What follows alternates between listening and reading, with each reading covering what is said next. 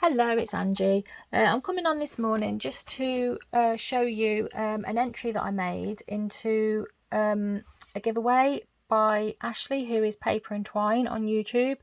I did a VR for her yesterday, which obviously I've posted up. And I just wanted to film the entry before I post it off, but obviously I won't put it up until I know that she's received it.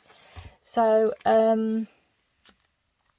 very much the theme of the swap is things that make you happy, things that you're glad for, things like that. So I've just chosen a couple of things to do for my entry. She wanted a ATC and then sort of anything that makes you happy. It could just be some die cuts, a piece of paper, a piece of knitting. It could be absolutely anything. It could be a painting, picture, artwork, absolutely anything. So I just wanted to show you what I've done. So this is my ATC. Let's try and pick it up. So I made the background from a little bit of what's it called, a postcard that's made out of watercolor paper. So that was the bit that obviously I cut that to size, and this is the bit that's left over. So I did actually dye that as well because I thought I could use that as a nice background. Don't like to waste our scraps, do we? So what I did was I dyed it with that distress ink because that's the nearest colour that I've got to sort of like a TARDIS blue, and it's a pretty good match actually, pretty good blue. So you can see it there in the background. And then I also use, you'll probably see it a little bit better on the scrap, there's another colour like a grey blue there, that's speckled egg. I do love that colour, so I just put a little bit of that in just for a bit of a contrast. And then diluted it and smooshed it through and heat dried it. And I think I did the couple of times, I think, with the darker blue. And then I was going to put just some general sort of dots using a dot stencil in the background. But then as I was going through my stencils, I came across this number stencil, and it's only quite a small one. And I thought, yeah, I'll put numbers in the background because obviously if you're familiar with Doctor Who, you'll know that they all have their own number. And on this stencil, it just happens to have a great big number 8, and number 8 is my favourite of the Doctors. So I did a big number 8 there, and I also did a question mark because the 7th Doctor, he wore an outfit that had question marks on it. So what I used was I had this tag, a bit like a clothes tag, but it wasn't from clothing. I've got no idea what it was from. And I'd saved it from years ago because I thought it could make quite a nice project one day, and here we go, I've used it. So I cut out the TARDIS and put it in the corner there, and cut out the sort of logo and just the BBC down there. And then I can't remember where I got these from. I think a friend knitted them for me. I know I definitely didn't knit them. And they're like little knitted TARDISes. And as Ashley likes knitting as well, I thought that would be quite sort of appropriate. And then I've just put a few little blue blings in the background, and then around the edge, I don't know if you can see, there's like a bit of a blue edging on it. I actually have the what do you call them, the distress crayons, the Tim Holtz distress crayons. I don't have many, but I do happen to have the one with Chip Sapphire in. So I went around the edge with a little bit of that and just slightly dampened my finger and just sort of, smooshed it along the edge a little bit. So just to finish it off, and then I've got all my information written on the back that she wanted writing on. So Ashley will probably take one look at that and think, what the heck? Because it's not like all pretty and nice like, normal sort of ATCs are. But I just thought I'd keep to the theme of things that make me happy. And it's actually not even Doctor Who on TV that I love. It's Big Finish Doctor Who. All the actors who have been previous Doctors do the audio stories, and they are just amazing. by far better than anything that the BBC produce. So that's that. Then for my main item, I absolutely love mixed media. It's one of my favourite things to do. And I love, one of my favourite themes is sea themes, mermaids, under the sea, that sort of thing. So I made a canvas, 5x7 canvas. I've just sort of finished it on the back with a bit of paper and put a handmade with love label. So there's lots and lots of things I've used to create the background. A bit of a close-up there of the background.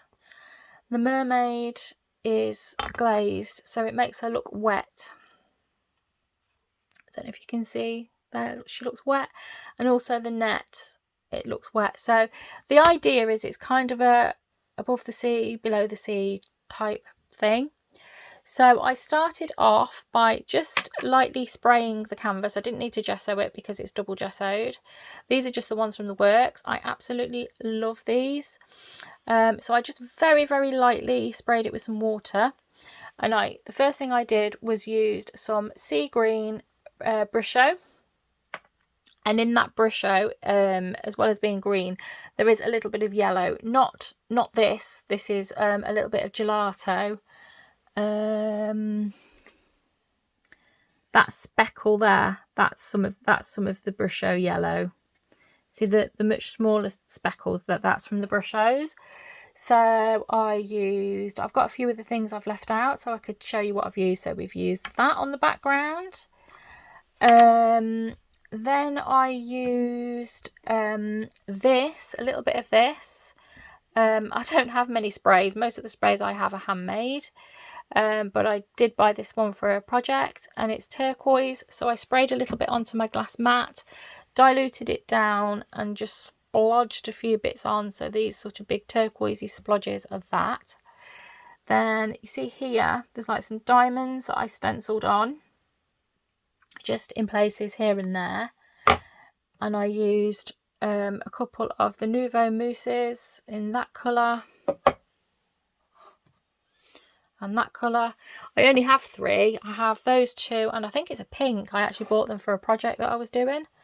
Then around the edges, around all these sort of edges, there's blue, and it's a bit of a metallic. Can you see on the edge, a bit sort of metallic? I use that, a bit of that,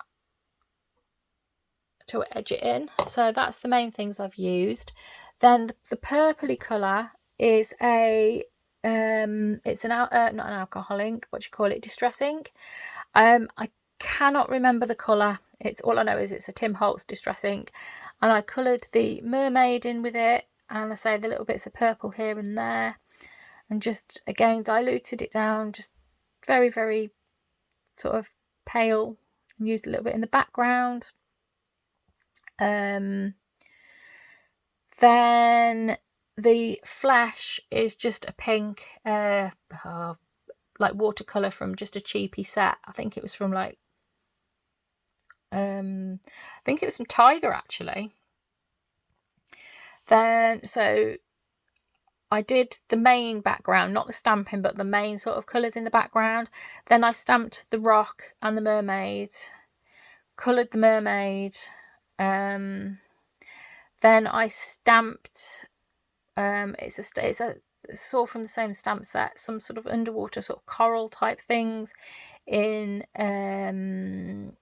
is it Mermaid Lagoon, I think was one of the blues, and then there was another blue I used, I can't remember, it's like a more greeny blue, and then a little bit of, I think it's Forest Moss, just for a bit of contrast, and then the black on the top, because I kept looking at the background thinking there's something not right about it, and there was just too much of this sort of colour, and it just needed breaking up a little bit. So when I did the black, it looked so much better. And then at the top I've stamped a couple of these like little birds, like, well, the bigger birds, and then a couple of like those sort of birds in the distance, and then used another stamp with these little black dots just for sort of like sky sort of effect. What else? Yeah, so that's that. Then I've stuck on 2 real shells Then I've die cut, this is a die, I've die cut a piece of net out of just plain black card, stuck it over the shells and sort of like to the rock, and then I've gone over a couple of coats with this same glaze that I've used on the mermaid, and it kind of makes it doesn't feel like paper, it's sort of almost like plastic, and again it just gives that little bit of a shine, and it just looks a bit wet. You can see it shining there. Then I've just put a little sequin cluster in this corner, and I have put on here and there, oh, can't see, where are we, a few Nuvo drops in clear and blue, another one there, and then just a few little sparkles on there, just not many, just a few. And then at the bottom it's German glass glitter, and it's like a bluey green mix, looks like that. And then over the top of that I've actually put the glaze, so it won't come off.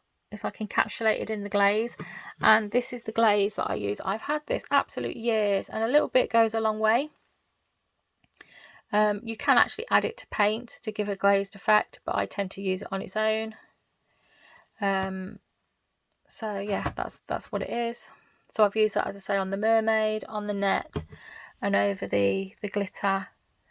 And then I've just a bit of a highlight with a bit of white pen here and there, put a little phrase at the top there. Oh, and just stuck on a little starfish. I think that's everything. So I really hope that Ashley likes it. And yeah, it took me nearly all day to do that on the ATC. Well, the main part of the day yesterday, but I really enjoyed making it. I love doing things like this. So yeah, that's my entry into Ashley's giveaway, and I'll be posting this off to her today. What day is it today? Wednesday. So she hopefully might get it by the weekend. So thanks for watching. Bye.